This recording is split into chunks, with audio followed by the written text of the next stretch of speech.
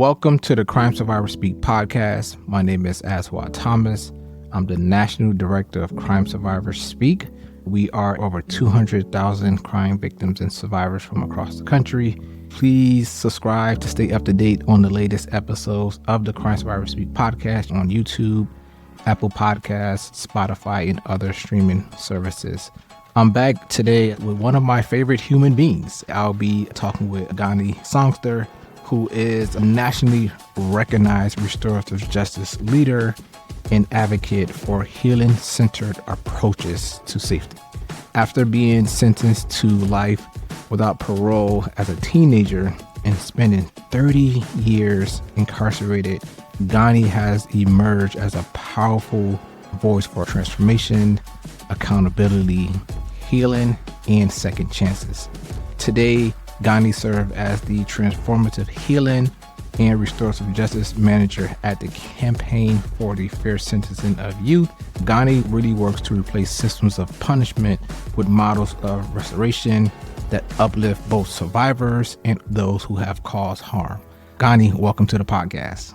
Thank you, Aswad. It's great to be with you again and just to engage you in conversation one more time. We always take some deep qualitative dives, and it's a blessing to have an opportunity to do that, especially in this way. Your story and your work is one of true transformation. From being sentenced to life without parole as a teenager to you now becoming a national voice for justice reform, can you take us back to that journey and share what sparked your shift towards healing? First of all, thank you for your acknowledgement and your embrace. That's what turns transformation into redemption. You can change behind the walls, after you've done harm. You can better yourself. But if it's not accepted, if it's not believed by the community, by your human family, then it's just your personal transformation. But when it's believed, when it's accepted, when your transformation is embraced by your fellow humans and by your community, that's when you're redeemed. That's when the transformation becomes redemption. For me, hearing you recognizing my capacity to transform, hearing you accept that, for me, that's redemption, and I really appreciate you and the community afford me that. My transformation didn't happen overnight, and everybody's journey is different. Most of the people I've met behind the walls that have changed and regained their humanity and moral rectitude, it didn't happen overnight. Certainly not for me when I went into prison at the age of 15 in 1987 for my role in an irreparable and irreversible act of violence that happened as I was a runaway 250 miles away from my home in Brooklyn in the company of a gang in Philadelphia. When I entered the prison doors, even with a sentence of life without parole or death by incarceration, I didn't really understand what that was. I didn't fully appreciate the gravity, not just of what I had done, but what had happened to me. It would take years, well into my incarceration, for me to realize what I was facing and really appreciate the permanence of the blood that was on my hands. It was a harm that I would never be able to fix, no matter what. It would take years for me to come to terms with that. On my first visit that I had with my mother, when she came to visit me and I was in the Youth Study Center, and she brought 3 books for me to read. She brought the autobiography of Malcolm X, the autobiography of Nelson Mandela, and a book entitled Kafir Boy by Mark Mathabane, which was a story situated in apartheid South Africa.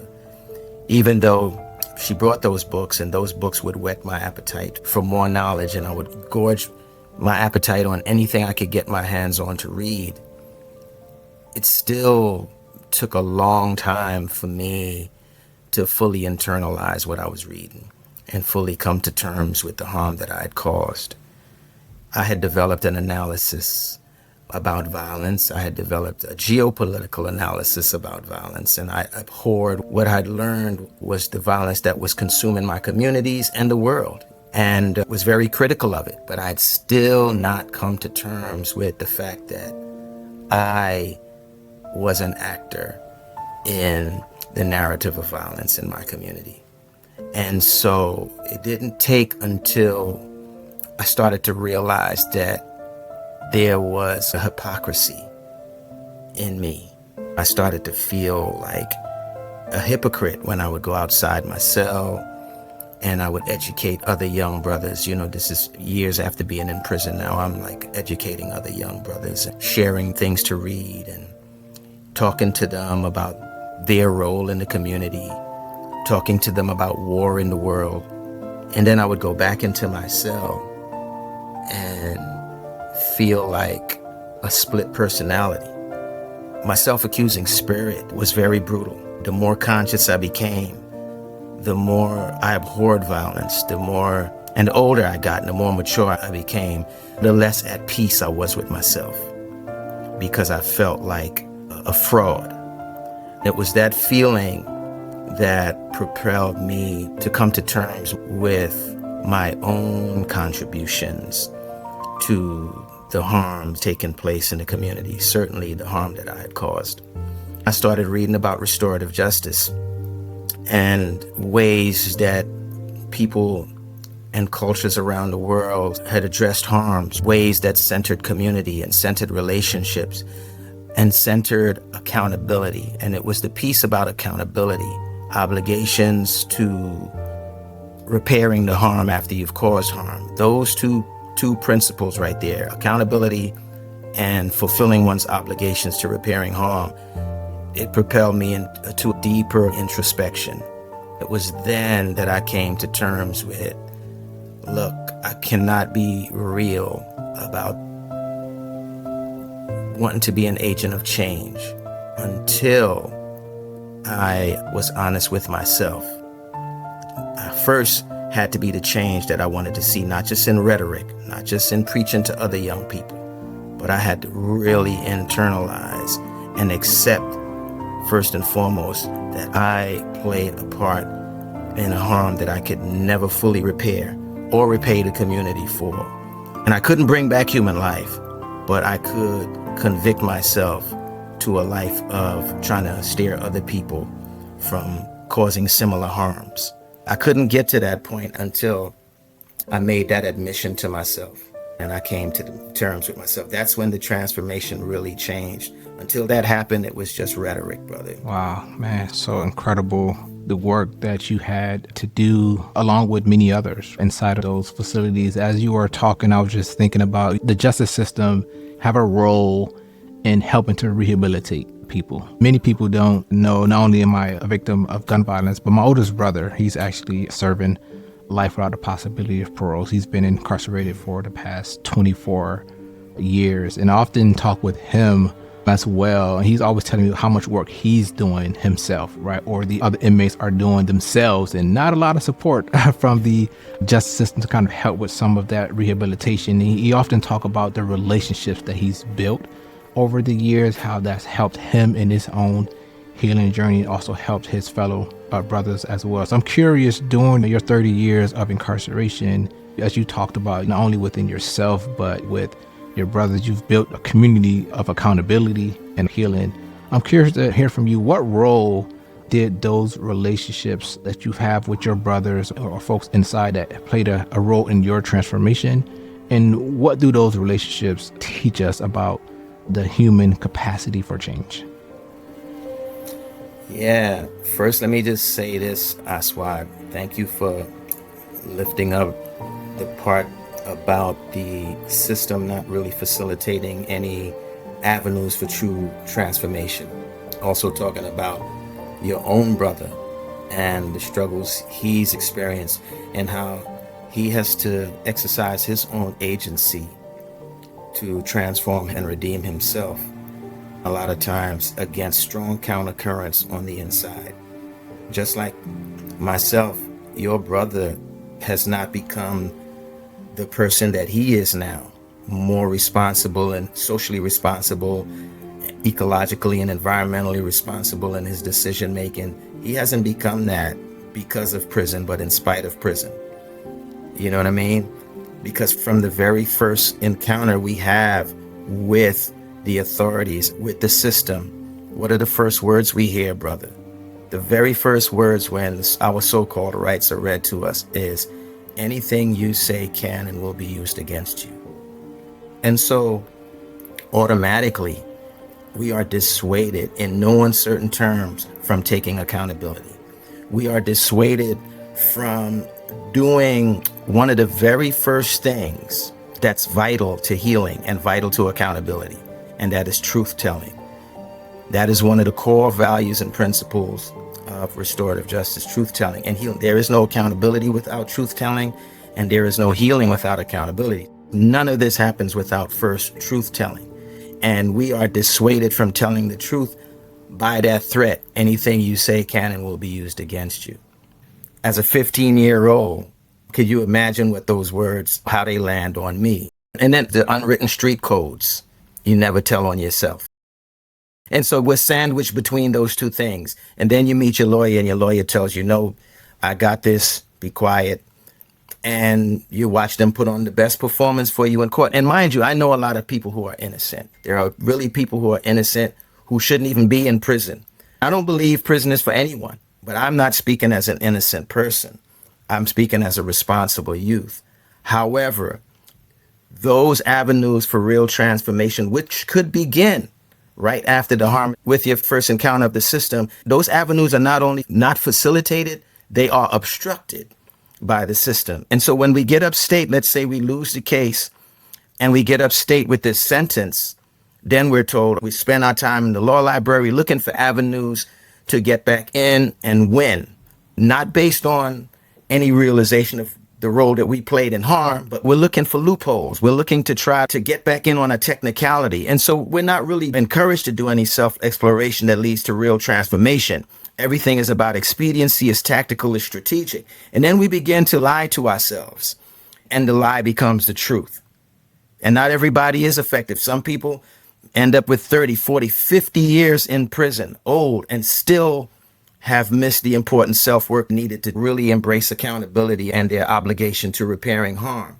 To the role that the community we build behind the walls plays in our transformation, it definitely shows that the true measure of transformation is how, as a social creature, you learn how to be with other humans, how we learn to support each other and hold each other up. Because a lot of us are nursing various traumas. Even before we enter the walls, we would not dare go see a psychologist in prison because they were not working in our best interest. They might impede our ability to gain some relief later on, whether it's with the parole board, if that opportunity exists, or with the Board of Pardons. So we go many years without any real professional support to help us address any of these traumas or issues that led to our harms. And so the only ones we have to turn to behind the walls is each other.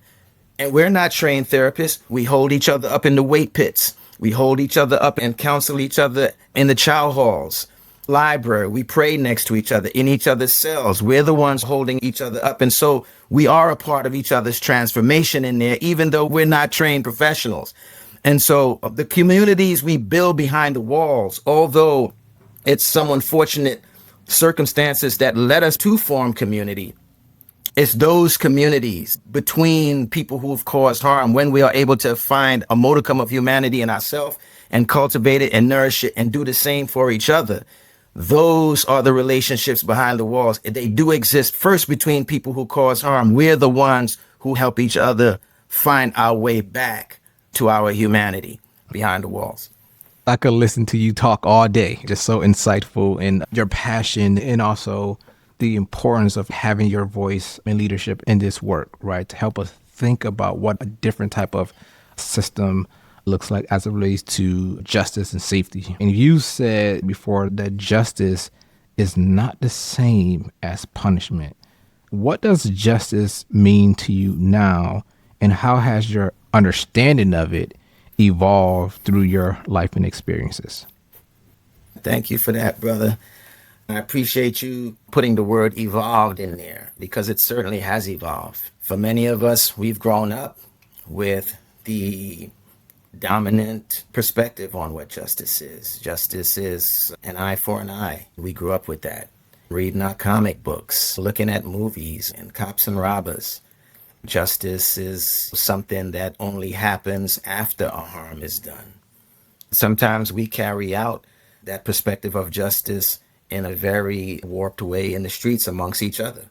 Sometimes when we exact vengeance on someone in the community, it's with this idea that we're doing justice. And it's a very troubling concept that infects our thinking and the way we perceive the world. Over time, I started to realize that justice is not even this responsive thing that only happens after harm is done. It's certainly not this thing that's hoarded up in some edifice somewhere, like an item on a shelf that we go to when we trespass against each other in order to have someone ration out to us when we do each other wrong. Justice also comes at the front end. My favorite definition, Dr. Cornel West's definition of justice, is what love looks like in public. Justice is how we meet each other, greet each other, and treat each other. It's not this thing that happens when it's too late. You know what I mean? It's about what kind of culture we create that reduces the likelihood or tendency to resort to violence or to have violent inclinations. As you and I are talking, someone is standing in the face of some kind of approaching harm. Somebody probably was just harmed, right? Somebody is strapping up right now and moving towards a certain target. Someone just did it and they're cleaning up the scene. We don't know what it is, but I guarantee you, you turn on the news tonight, we'll see it. And so the question is our concept of justice availing those people, those innocent people who are standing in the wake of harm or who've been harmed? And so we have to have a different concept of justice. It can't be something that just comes after when it's too late. It has to be something that precedes harm and that changes the kind of culture that our communities live in. And it takes resources too to create that kind of culture. People's needs have to be met. Young people's needs have to be met. They have to be receiving the right kind of information and the right kind of education. It has to be what love looks like in public. That concept of justice for me is something that evolved over the years. It has to center community, relationships, obligations. These are the questions that are asked normally by the current system of so-called justice, the criminal legal system, when harm has happened. What laws were broken? In a restorative justice or healing justice or transformative justice, the first question is, who was harmed? See, one form of justice centers the law. The law is the victim. Another form of justice centers human beings. The next question this system might ask is, what kind of punishment they deserve? Restorative justice might ask, what are their needs? Whose obligation is it to meet these needs? The concept of justice I've grown into now is a justice that serves the health and well-being of the community and gauges its effectiveness by how well it serves the health and well-being of the community. Thank you. As you have talked about, we have a system that claims to hold people accountable for their actions, but we also know that true accountability, it requires courage. It requires a willingness to acknowledge and heal from harm. Today, your work focus on bridging that gap, right, between those who've caused harm and also those who've been harmed. How do you approach that difficult, challenging work? What have you learned about what real accountability looks like for people who have caused harm, also for those who've been harmed? Thank you, Aswad. Prior to my position now at the Campaign for the Fair Sentencing of Youth, for 3 years, I was the program manager of Philadelphia's first restorative justice diversion program for youth, Healing Futures. The program entailed the district attorney's office referring the cases of young people to us who had caused some type of harm. And then we would reach out to the young person and see if they would like to enroll. And then we would also reach out to the person harmed and see if they would like to participate. And then we would spend at least 8 weeks with weekly meetings preparing both parties to come together to face each other in what we called a restorative community conference, a very intimate process, at which time the young person would get to hear from the person harmed how their actions impacted this person in their life and their family's life. And the young person would probably be accompanied by a caregiver. They would hear how their actions impacted their family and community members who were not directly impacted by the harm, but in the health and well-being of the community, especially the state of our children. They would get to hear from those community members the indirect impact of their harm. And then everyone would get to hear from this young person an accountability statement or an apology to the person harmed, to their families, to the community at large. And it wasn't as if everyone is there to ambush the young person and just lay a bunch of guilt and blame on the young person, because the young person would also hear what hopes everyone had in him or her. And then everyone would then break bread together. They would eat. And then they would come back and they would huddle up on what would be the restorative plan for this young person. The plan for this young person to repair the harm and put things more right. And that plan might last anywhere from 2 months to 7 months. The plan would be governed by an overarching theme called SMART. It's an acronym that you're probably well familiar with. It had to be specific, it had to be measurable, it had to be attainable, it had to be restorative or related to the harm, and it had to be time bound. It had to have a start date and a finish date. Once the young person finished the program, then we would let the district attorney's office know, and no charges would be filed. No criminal record entered that could haunt this child's ability to get a job later on in life, a place of residence, or a college education. We would have a community celebration, celebrating both the responsible youth and the community together, with awards to both of them, with food, with dance, not celebrating that some young person got off softly for committing a harm, but celebrating the community's agency to resolve its own trespasses without handcuffs and cages. Ludic justice, ludic, L-U-D-I-C, which means cheerful or joyful. And it's a concept that comes out of South Africa. If you look up writings on ludic justice, you'll learn about this concept that's even a step beyond restorative justice, where people on both sides of harm can share joy together in a circle process after harm, where a person who caused the harm might give an apology and the person who was harmed might outwardly accept the apology. We might not really be sure that healing really has taken place, or even that reconciliation has taken place. But one clear indicator that reconciliation has taken place between these two spirits, one clear indicator that healing has begun, is when you can see a person who caused harm and the person that they have harmed sharing joy, sharing a laugh. That's why the community celebrations are important. At the retreat we just did, brother, after all the sobering conversation and all the sharing about harm and about accountability and causing harm and admitting these things and telling truth to each other, we did karaoke, brother. We did karaoke and we partied, because that's the end game. That's the beloved community. That's the healed community. That's the end game. That's how we bring it all together. And that's so important for us as a society, especially here in America, to look at other alternatives to incarceration.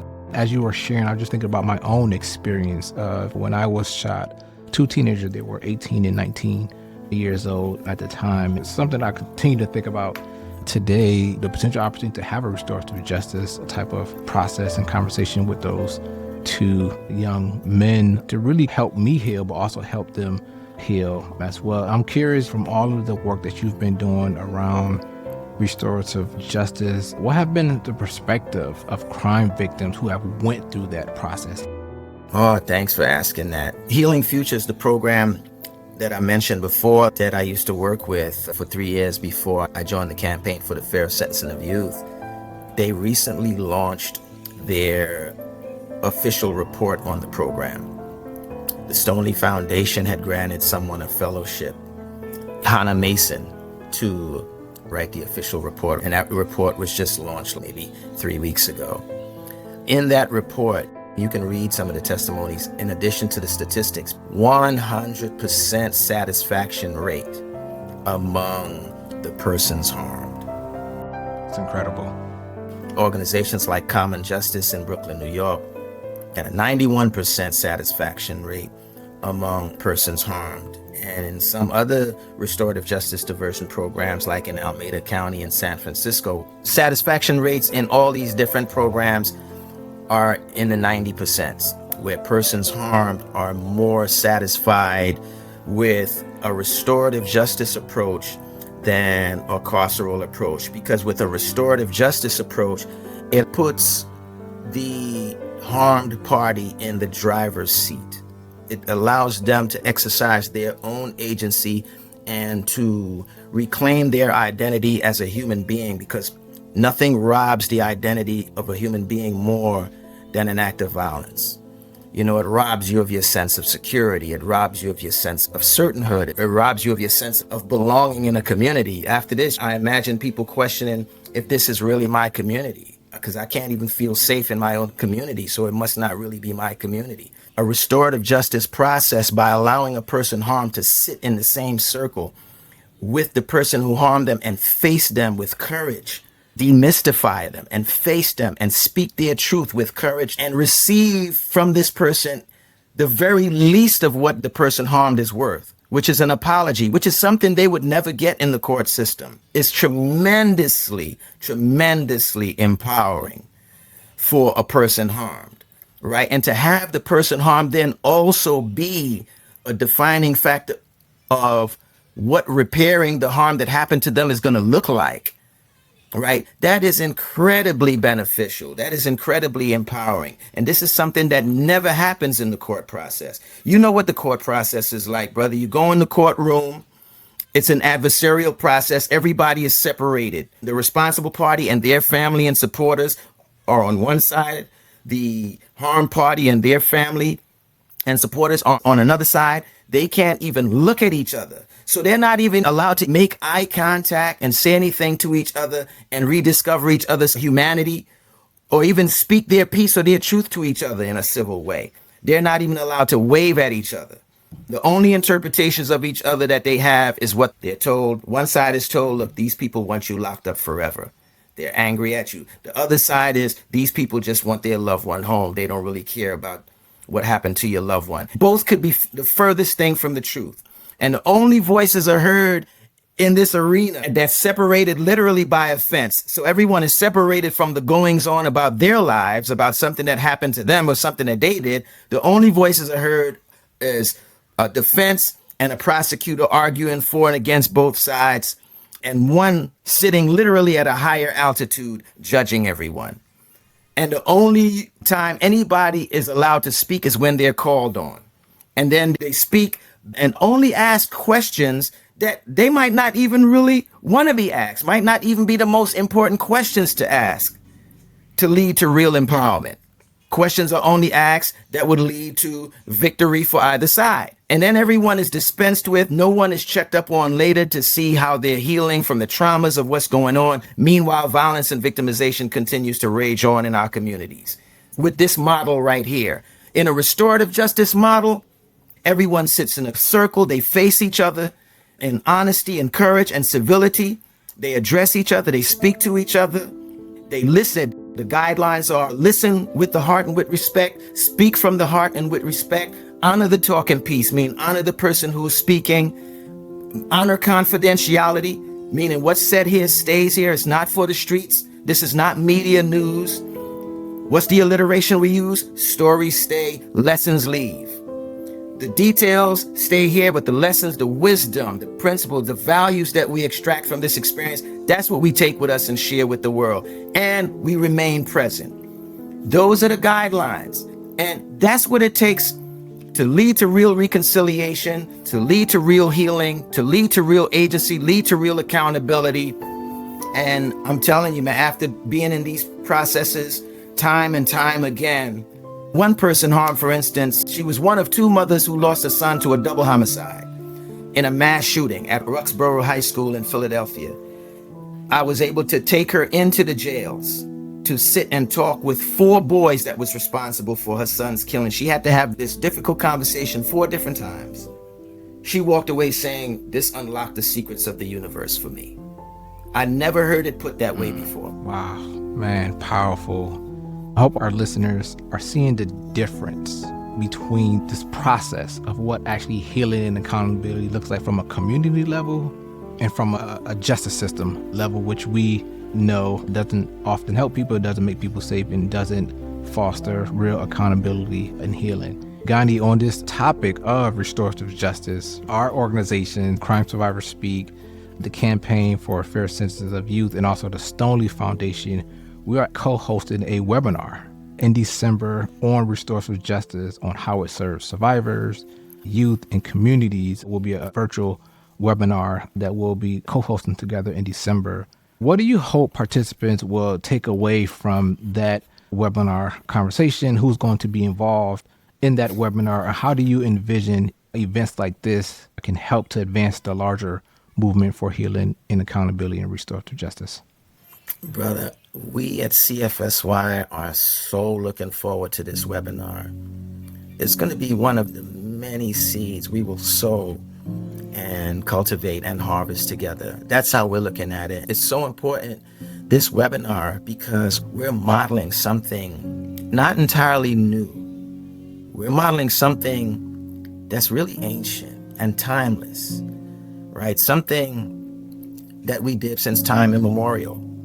Violence and victimization, unfortunately, has been a part of the human condition since human beings existed. Unfortunately, we've hurt each other, we've hurt ourselves. It's a glitch in our makeup.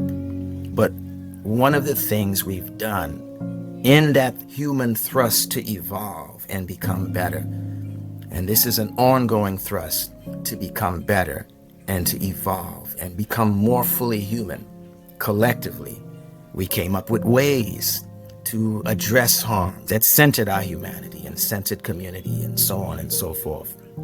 And this webinar between 2 organizations that advocate for 2 different things, but that are connected.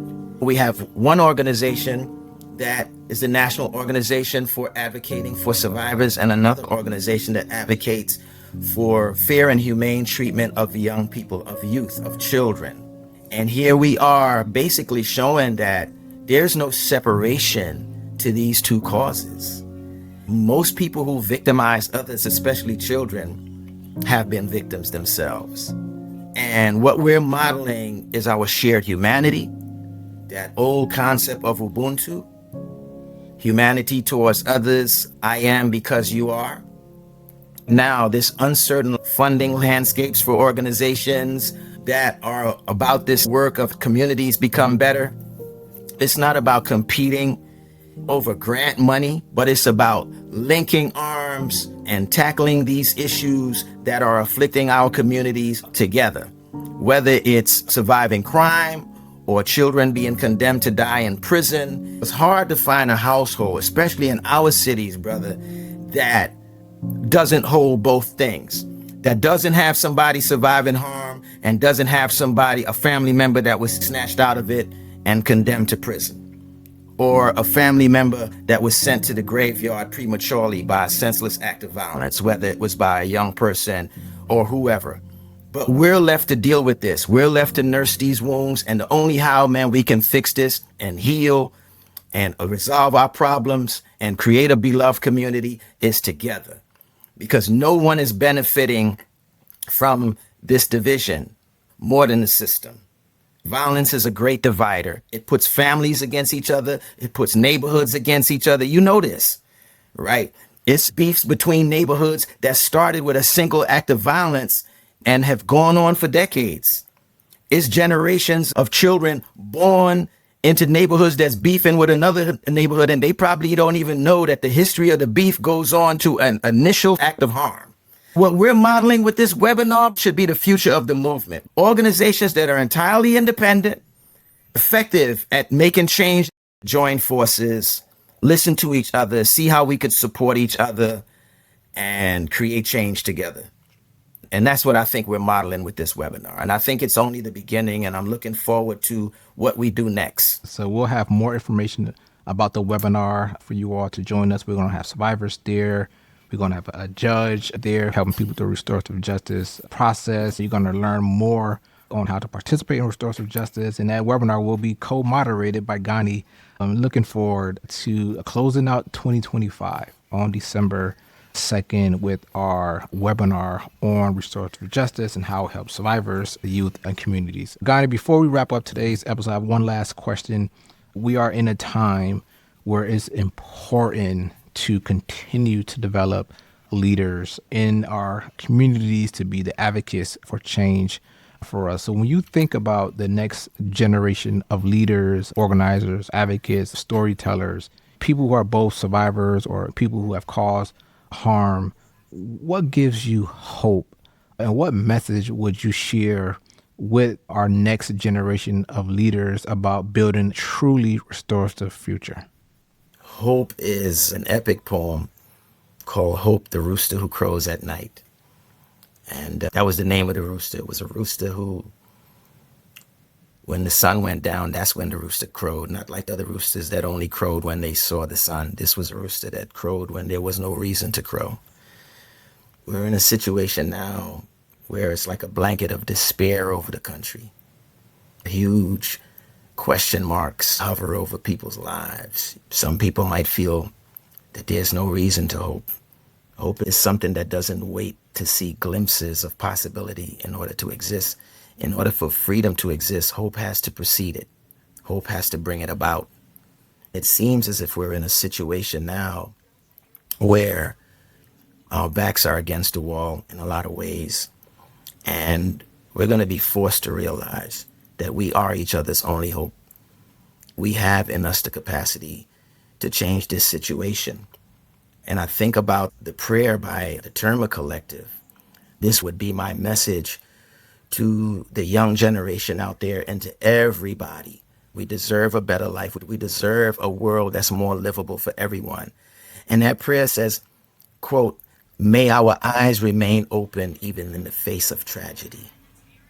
May we not become disheartened.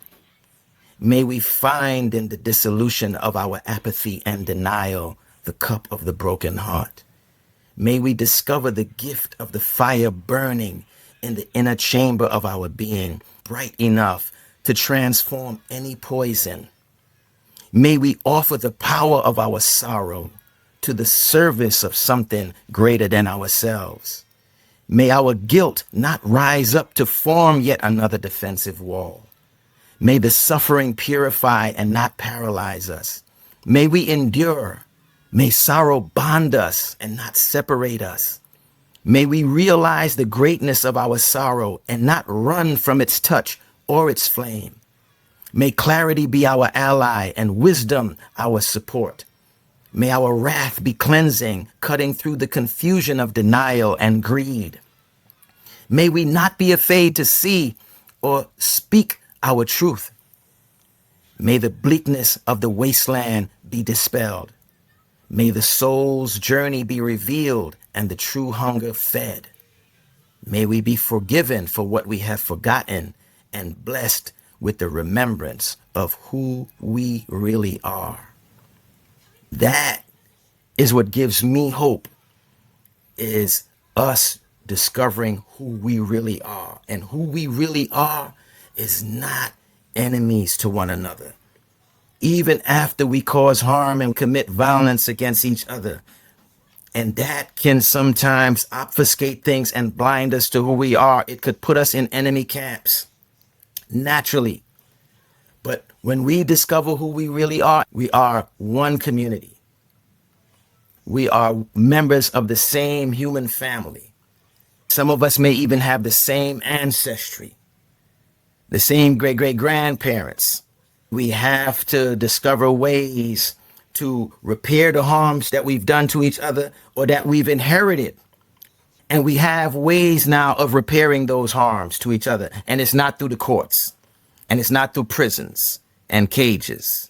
It's through listening with the heart and with respect to one another, speaking from the heart and with respect to one another, honoring and respecting the speaker, maintaining confidentiality between each other,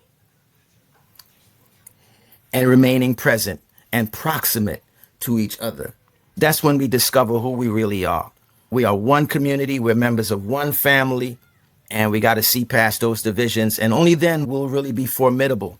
We can't do this by ourselves. We have to do this together, or else we're going to be having these same conversations we're having right now. We're going to be having them 50 years from now. What a powerful and deeply moving conversation we've had today. Your leadership, your voice, your expertise really challenges us to rethink safety, not as control or incarceration, but as healing, accountability, and community. Your journey, your work is a reminder that true justice doesn't come from how much we punish, but how deeply we heal, how boldly we restore, and how we believe in people's capacity to change. At Crime Survivors Speak, we know that healing is not one-sided, as we've talked about today. Survivors and those who've caused harm both carry that pain. We create spaces for truth, accountability, and repair, and that helps us move closer to this world we all deserve, so we don't have to be having these same conversations 50 years later. Gandhi, thank you for leading with wisdom, courage, compassion, and thank you to all of our listeners today. May this conversation spark reflection, hope, and action in your own journey toward healing and justice, and let us advocate for alternatives to this current system. One of those pathways is through a restorative justice process. We know that at Crime Survivors Speak, we are healing through action, and when survivors speak, change happens. Gandhi, thank you so much for joining us. Thank you, my brother. Be blessed. You know, when crime survivors speak, change happens.